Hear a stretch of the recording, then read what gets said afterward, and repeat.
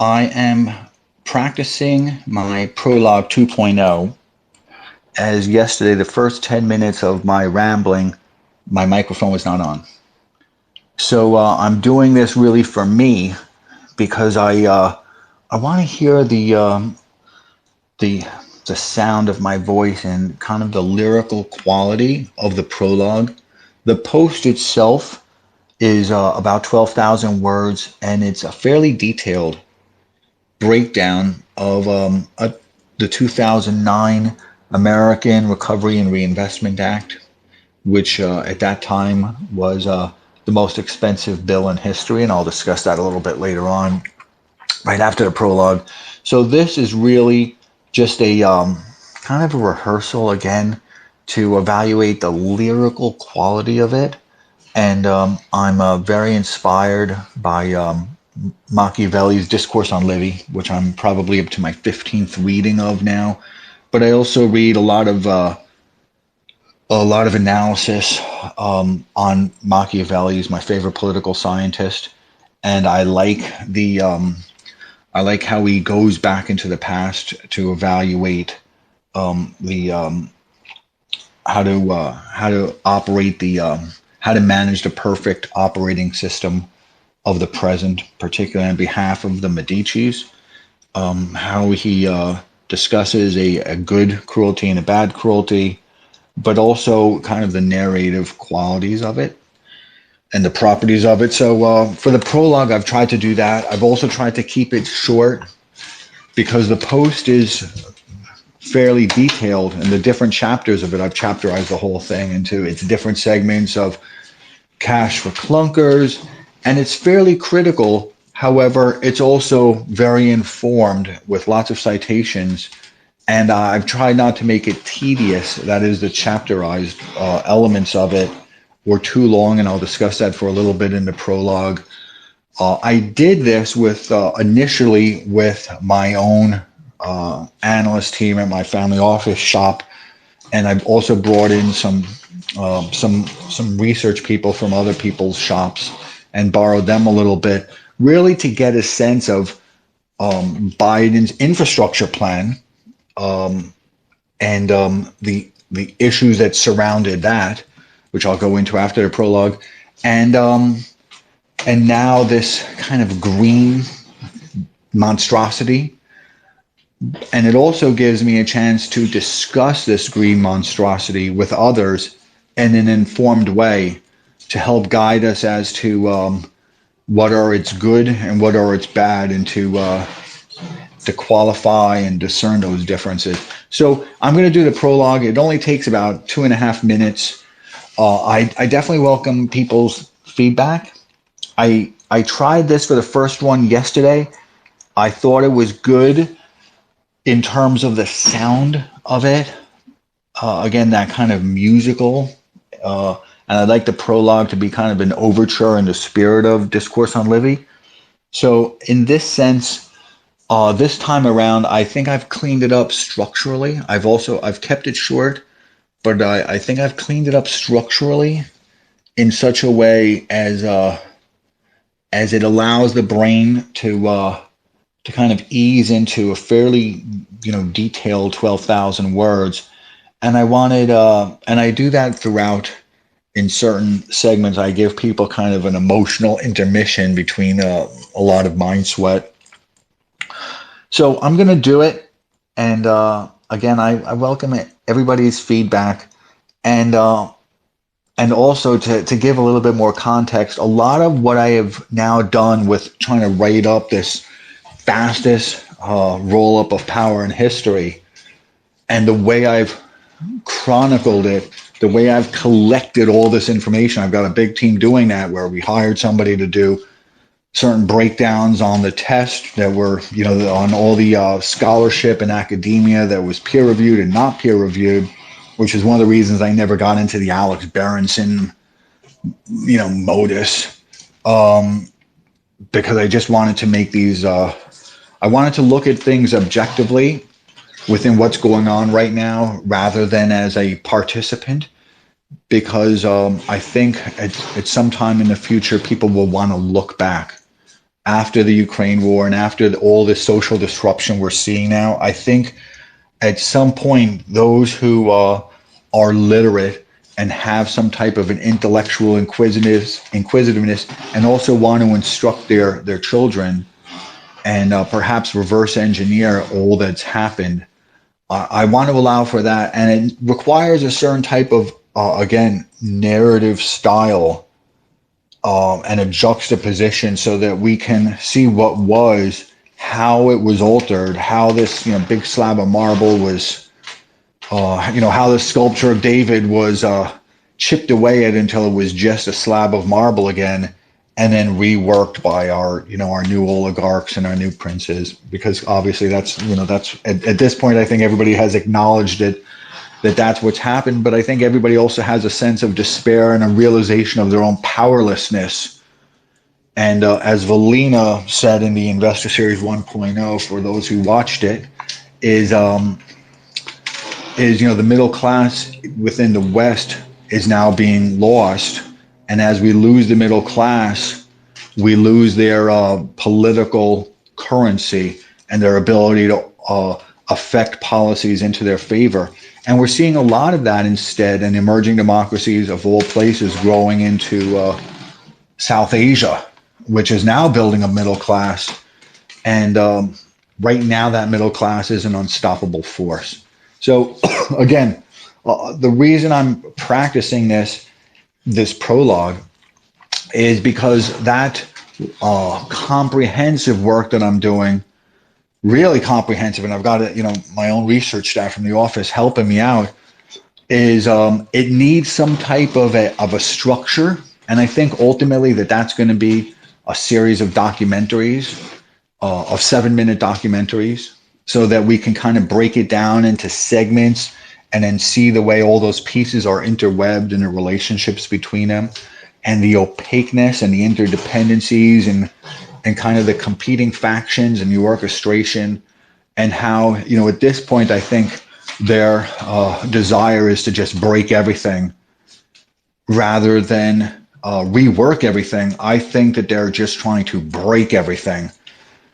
And, when I see statues being torn down in Russia and, kind of the breakdown of Western philosophy and scholarship and literature, I think that's all part of it. And I don't think that's going to end.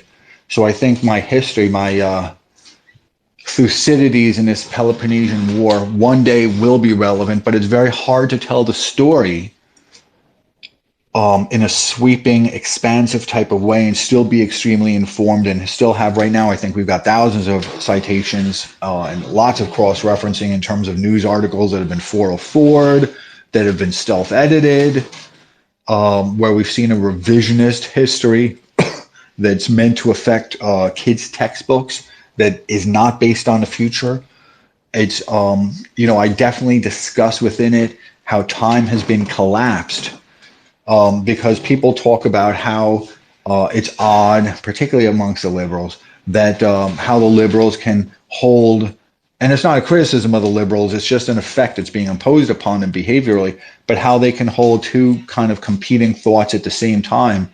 And what I propose is that they're not holding two competing thoughts, cognitive dissonance, that's not really happening, because cognitive dissonance needs time so that the conflict emerges between the two, even if that time is a day or two. But usually, there's a contrast of several days or weeks, and that's where the cognitive dissonance goes, because of the thought that was held last month and the thought that's held today are in conflict.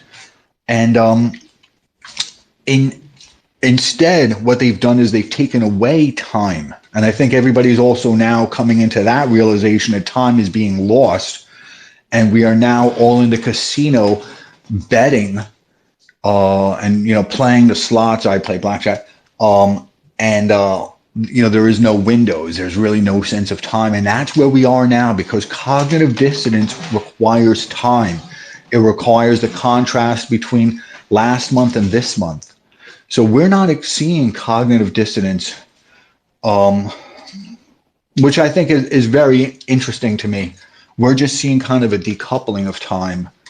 so that yesterday's news doesn't really matter. And that's an interesting part also. So again, I know it's getting boring, but I look at this prologue as also kind of, I'm interested in people's take on it, because it's very difficult to tell the story of the fastest roll-up of power in history and keep its expansiveness of history. And, you know, and at the same time, keep it within this envelope of how to tell a story and how to be extremely informed within it, which without making it such a, you know, a mental sweat that people don't have that emotional tolerance to take in so much, and it's too much of a commitment, and it's a distraction from other things that they've got to do in their life, no matter what their status in life is. You know, that amount of commitment to it, emotional expense. So this is also a style that I see being used for, you know, this really large work that I've done, and then breaking it down even into its segments in a documentary form. And right now I would think it would be 30, but again, these things are always fluid. And there's a plasticness to it, so I'm not certain. So that's why I'm also trying it out this way, just to see, again, that lyrical quality for certain parts, so I can give people intermissions and relax their minds in the larger work. So with that said, I'm just going to get a sip of some water, and I'm going to do the 2-minute prologue. And I appreciate everybody who's joined, who has an interest in the way it sounds, and perhaps the way I sound also. And then if anybody has, you know, comments to it, I really appreciate that. Or if anybody has questions, you know, I welcome those also.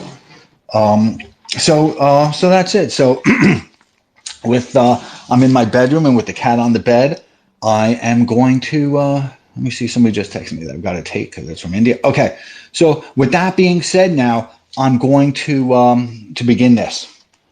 And if there's any hums and haws between it, it's also because my vision is a little bit rough these days, having had the cataract surgery. So I've got to do a little bit of bobbing and weaving of my head to get proper vision alignment. So I'm going to begin. Prologue. Government spending programs are provoked into being. They are cutting ribbon ceremonied and triumphant speeched. In a spending program's infancy, there was a pollutive excess, a yellow brick road of glossy pamphlets. When its money has all been spent, those who cashed its checks will write its celebratory hagiographies. This post will exhume one such bill from its congressional sarcophagus. I hope these forensics, neither gory or cutting too deep, can be instructive. Gargantuan spending bills no longer garner journalistic fascination, nor an attending physician.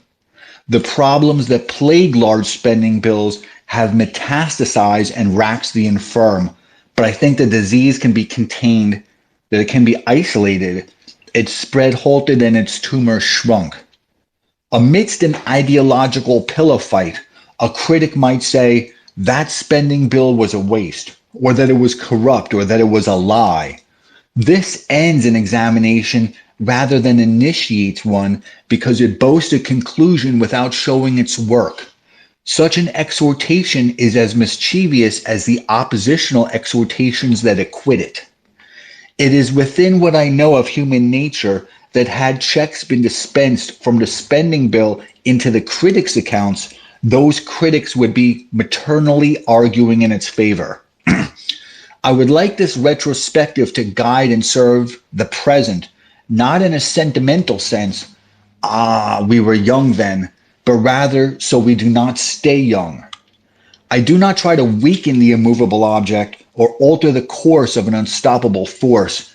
I do try to propose a line of questioning of today's policies informed by past policies. It is the tediousness of history. I have tried to keep each chapter nutrient-dense, but brief enough to improve digestion. What were the different problems? What answers were found and implemented, and which weren't discovered then, but can now be seen under our scalpel? Also, what obstacles can be removed to improve the yield on a spending bill and perhaps still allow for some budgeted amount of waste and to satisfy greed? End of prologue. That's it. So if anybody wants to comment, I'd welcome it. And if people are unwilling to do so because it's horrible, I'm also willing to accept that unspoken criticism. So I'm not sure how this, I'm still not really good at this. I think people have to raise their hands because I don't think you can comment, right? I think it has to be done via voice. So I'm not sure where to look, but I think you got to raise your hand, and I see something here, but I'm not sure what that is. Okay, so I guess there are no there are no like hand raises. So I'll accept that as a good thing, and I'll have a chance to listen to this myself. But again, if anybody does have a request, and I see one now. I see my friend Rick here, so certainly I'm happy to take his to take his request. So here we go, Rick. Hey Rick, how are you? Are you on? Yes, I'm on.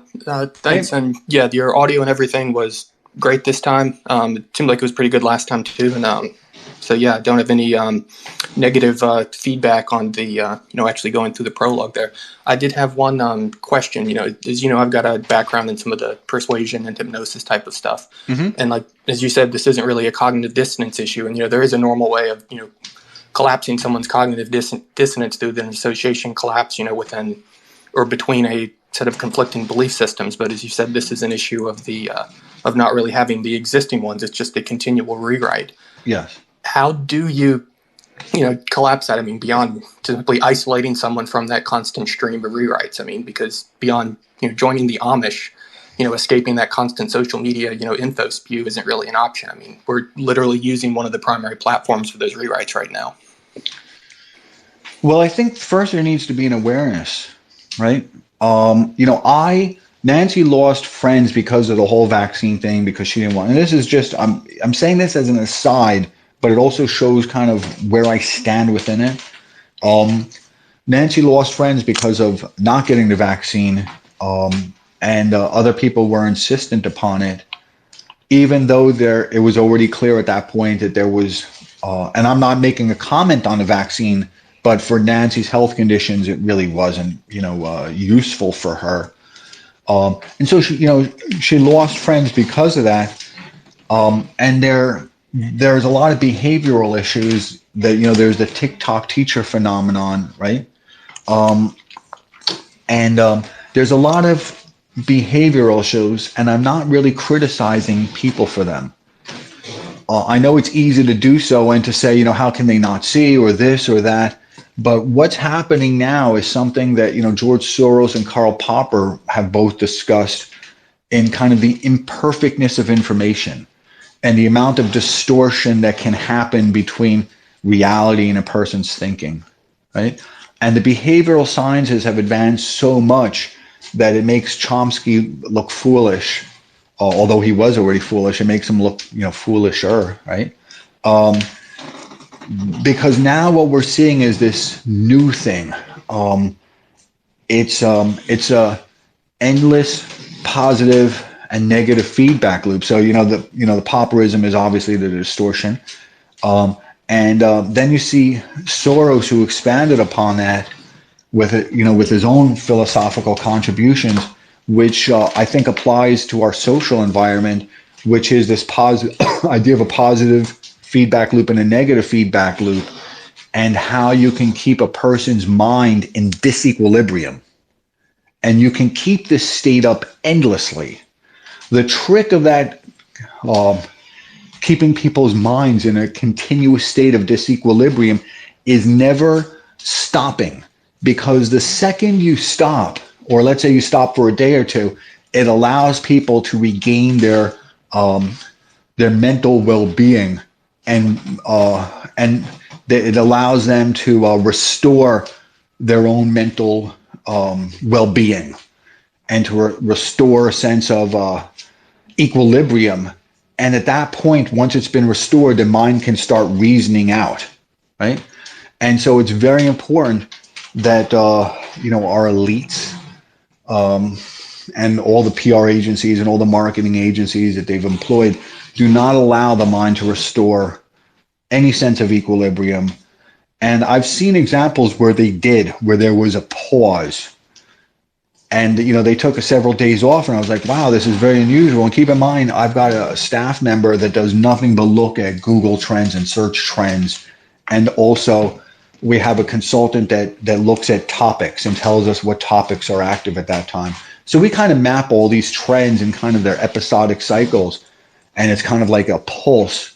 And I saw that there was a break, and I thought it was very, very surprising, during Trump's presidency. And at that point, his ratings started picking up. It was a very interesting thing. Off the top of my head, I'm just going to make up a date, April 2018. His ratings started really picking up. And there was even a lot of media acknowledgement on it. And then in response to that, several days later, we saw that slew of the positive feedback loop, be programmatically put back in. So I think the idea of cognitive dissonance requires, as I said, that sense of time. And people are not being given that sense of time. So if I believe something today, if I and new information is given to me next month, there has to be that appreciation, kind of the collapsing telescope of time, in order so I can recognize the differences between the two, right? My mind is not being given that. This is a complete sensory overload. It's a schizophrenia. I mean, and you can see it in the TikTok, you can see it in this kind of Rotter hamming of our children, how it just doesn't make sense. And you can look back and say, hey, this happened before, and it, and I was opposed to it then, and now I'm for it, and all this and all that. But again, I don't criticize those people, and I think people can see that on Twitter. I'm very interested in what they have to say, not in its cognitive dissonance sense, but in its how they're soaking up information and how they're responding to it. I think it's very interesting. So I don't think cognitive dissonance is really a term that's helpful in this type of way. Is that responsive to your question? Yeah, I understand, and I agree with what you're getting at. If there is a and hold on, and let me just say this: I see Jake Novak, and I want to speak to Jake Novak on this. So I just want Jake Novak to have a little bit more patience with me. So I'm sorry, you were saying? Yeah, I was. What I was getting at was if there is a particular amount of time, obviously it's going to not be exactly the same for each person, but you take a large enough population, you'll get around a number that you could hit 50, 60, 90% of the people. And is there an amount of time that's been established that generally would take a person to reset the baseline? And that if you know what that it happens very quickly. It happens very quickly. Very, very quickly. It can happen within a day or two. The mind is very quick. I mean, this weekend, I'm sure a lot of people saw the knockout of Kamaru Usman, and then he was standing up and talking to people half an hour later. I mean, the mind and the body are extremely resilient things, and the mind restores itself to an equilibrium extremely quickly. And we've seen that. You can map it in trends. You can map it in the media. There's lots of statistical information out there. And then you can kind of cross-reference it to, to ratings and polls. We've even seen it recently with Biden, where his ratings have picked up. And, whether a person is pro-Biden and the policies or not, I'm just making a comment that his ratings were down before, and now they're up. And there's been this very heavy bombardment. And that's not to say his ratings should be down, and that would be the natural state is his ratings were down, but the relationship between the two. But I will say, from everything I've seen and the theories that are out there, I can't comment to, the information that's been discovered by the marketing people and PR agencies and all the behavioral scientists that they've hired, but and all the kind of consumer experts that they've hired. But I can definitely tell you from what I've seen, without giving it some type of specificity, it happens very quickly. And that's why we're seeing this endless disequilibrium. And for a lot of us that are in their 50s that can recall, and Jake's here, so Jake can comment on that as well. We saw this before with Iraq, when the lead up to Iraq. However, at that time, we were still permitted some type of an emotional refuge, and an intellectual refuge where we could escape it.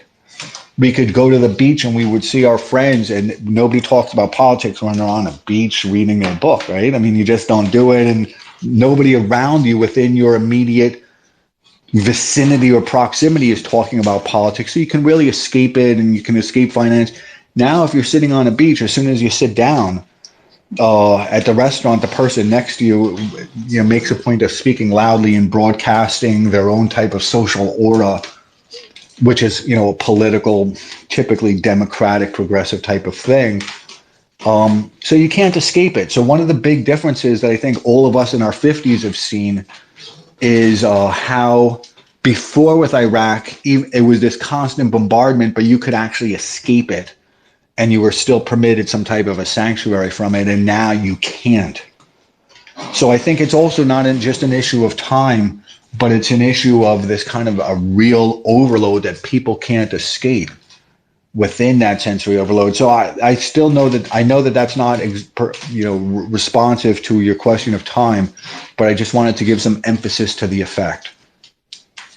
Does that make sense? Yes, that is what I was looking for. Okay.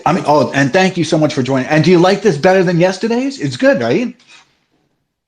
Yeah, the audio quality and everything. No, forget about the audio. I don't care about the audio. I'm talking about the prologue. The prologue. Your recitation. The prologue. Yeah.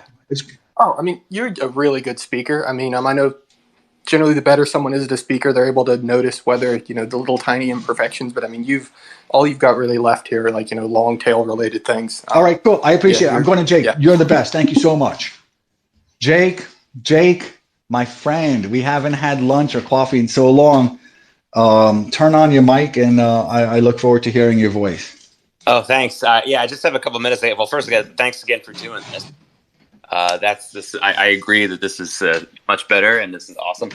I just wanted to make a couple of quick points, and this is something that I've struggled with for years, being in the TV news business, and and I think I did get a resolution to it many years ago, but it took a long time to get there. Which is, you talk about people in their own bubbles and the cognitive dissonance, but then the corollary to that is how much varied news does a person need?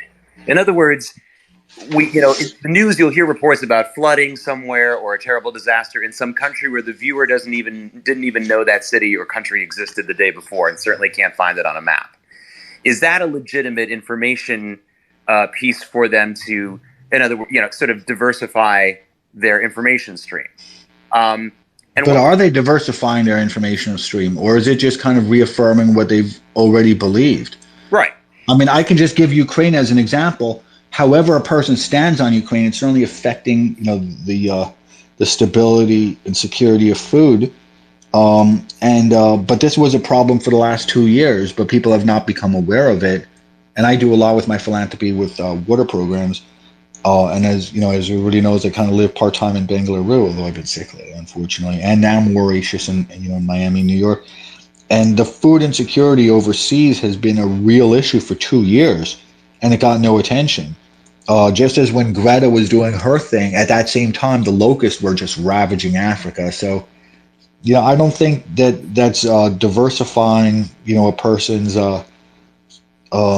food intake. I think it's just reaffirming it and saying that it's not only true here, it's not just a phenomenon locally, it's also something that's true overseas. And if that's whatever they believed locally is, they're just now going to, they're now just going to get that confirmation from overseas events very selectively. Yeah, well, this is, what you're describing, in my opinion, is the failure of a lot of people who create content. Forget about the establishment media, they're failing at it, but even individuals who are giving us stories on the ground, the failure to put it into a big picture perspective. And I smile when I say this, because this is something that rabbis and priests and ministers have done forever with their sermons. They take an individual event that may have happened that week in the world, and they find a way to incorporate that into a general philosophy, an ethos, a dogma. And we can all talk about whether that rubs us the wrong way or not. But when you can say something like, well, here's something that happened now with the ports in Ukraine. And this is an example of what something that, Adam's been talking about for 2 years, which is that we're having a food supply problem. We're having a food security issue in the world at a time where technology is at a place where this shouldn't be happening. So other things are going into it. In other words, finding a way to make these things that have happened in the 24-hour news cycle part of a larger story that makes things more important. And if you can't do that, and you make an honest effort at it, and you can't do that, maybe you shouldn't report it. Maybe you should say, this is something that doesn't fit yet. We're going to file it away, make sure we come if we see this trend happening again, and maybe we'll learn something from it. So for those that enough. Yeah, and may I interrupt with that? I'm very rude. Yeah. So as some people here might know, one of my mentors was the co-founder of CNN. I know Jake knows this. Was the co-founder of CNN with Ted Turner. His name is Reese Schonfeld. He unfortunately passed away 2 years ago in August. Oh my gosh, we're there again. Jeez. Nevertheless, he and I, and then when he left the CNN, he founded the Food Network. So he had a great career, but he was primarily he thought of himself as a journalist, and his wife Pat O'Gorman was an editor for CBS, and she thinks of herself as a journalist as well, just contributing in the form of her edits of documentaries. And of film. So, and she invented some crazy type of machine too. Nevertheless, he and I used to discuss journalism all the time. And I think, again, a lot of us who are in our 50s see journalism today, and it's kind of unrecognizable from the way we remember it. So, your commentary on, these independents, I see very little independence out there. I don't think, I think, maybe at some point Darren Beatty is on topically, on his issues of interest. I think The Intercept on their issues of interest, Glenn Greenwald. But for the most part, and I guess Mike Tracy's contributions, which are mostly through Twitter, but for the most part, I see absolutely no divergence. I see stylistic differences, but I see no real divergences at all. And, I think that happens a lot with job insecurity. I think, this will be my last comment because I do have to pop off, but that's the sad thing, because technologically it's counterintuitive. It should be the other way around. You and I and everybody, from here to Iowa can have their own broadcast. And yet the concentration of journalists in DC and Washington has never been greater than it is today. It's sad because someone from Montana or from Bangalore or anywhere else that I read over and over again can are xenophobic. Presumably reach people with real news on the ground or real things that are happening, and yet the concentration in the same old places is worse than ever before, and that shouldn't be happening. And to me, this is the great law. It's one of those things where technology has promised us something, and the opposite is being delivered. Yeah, and Chris Hedges, and I know you've got to go, but Chris Hedges, who I've always liked more than Chomsky. And perhaps that's because having spent a little bit of time with him, so many years ago, he, I think his life story is just incredible. His role with New York Times and then his kind of coverage of Bosnia and kind of the war there, which incidentally, Reese was very involved in also. And CNN at that time actually was brave enough to put an office in a in Bosnia so that they could report from it in real time, while as nobody else was. Nevertheless, I think Hedges has made some really good commentary on that. And whatever people think of Hedges, there has been some very insightful, commentary that I would refer, everybody to, rather than give it any type of reiteration. So, yeah, Jake, I appreciate your time, and I know we're overdue for coffee. And congratulations on your job. We haven't seen each other since, so congratulations on your new job. Thanks, and thanks for doing this. Yeah, and thank you so much for joining. And I'm not sure how to take these requests, but I'll try and figure it out how to do it. I think I've got to scroll or something like that. I'm just not good at this. I'm totally new to this thing, and I can't really say I'm a fan. How do I see requests? I mean, how do I see the request there? I just don't know how how to get it. I knew it before. If somebody wants to make that request again, because I think I just deleted their request and I didn't see who it was and didn't have that, couldn't click on it quick enough and click the wrong button to delete it. So I definitely appreciate everybody's time here. I was hoping this would be short, and it has been short for me. And particularly, my thoughts on cognitive dissonance and where we stand now, and people's hopes that things will get back to normal. And I think people need to reframe themselves as to what normal is, and the only way to preserve ourselves emotionally and financially and within happiness is to be able to look at this as much as we can as an observer and not allow ourselves to be a participant in it. It's been my experience from Wall Street and then from business and now in semi-retirement, half semi-retirement, is that emotional reserves are very easy to deplete and very difficult to replenish. And I've said that before, and it's true again. So emotional reserves are very easy to deplete and very slow to replenish. So I'm not going to be able to take the other one because I want to be respectful for everybody's time. So, and I just don't know how to take the request. So this time around, because of the way my phone displays it. Nevertheless, I really want to thank everybody for their time. If anybody has any new questions, I'll try and take that. Other than that, so ask, just pop it up quickly. Other than that, I wish I knew how to press that button. I deleted it. So other than that, I really appreciate everybody's time as to where I believe the market is. I haven't done a new investor series. We started it in, I became very, very, very bullish and was pleading with everyone to buy in late February and early March of 2020. And I think we all did well. And then in July of 2020, I did the investor series number 2 with Chi Girl on Twitter, but Tracy Shushart. And she picked Parsley and she picked Devon Energy. And I also did one with Pompliano, and they were all good, and we all did well. I just don't see any direction for this market. And if there was one policy failure that's glaring to me is that Biden, within what powers the president still has, that Biden has not been jawboning the economic health enough. And whether that's true or not is a lot of economic health and the quantity and quality of transactions that happen within an economy, discrete and otherwise, are the result of consumer and business confidence. And even though businesses are kind of altering themselves to affect shareholder return, business confidence resolves that. They're having to be they're having to be leading indicators because they're looking 18 months ahead, and they're seeing that there's not a lot of certainty that's being given 18 months forward, where they just don't have a lot of visibility into their earnings.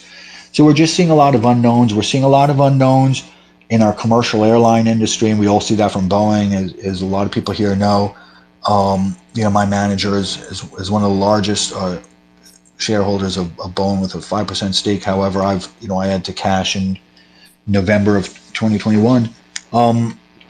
November and January of 2020, November of 2021 and January of 2022, because for some reason Biden administration was discouraging them from taking on any big hoard of metals and titanium and alloys and proprietary metals, and this was happening, and at the same time was Congress was forcing them to spend $10 billion on useless cockpit type of stuff, and on green fuels and green storage, and a lot of cost for research and innovation. And I believe in green fuels, actually, because they're lighter and you need to launch satellites and you need thrust and you want to gain that efficiency.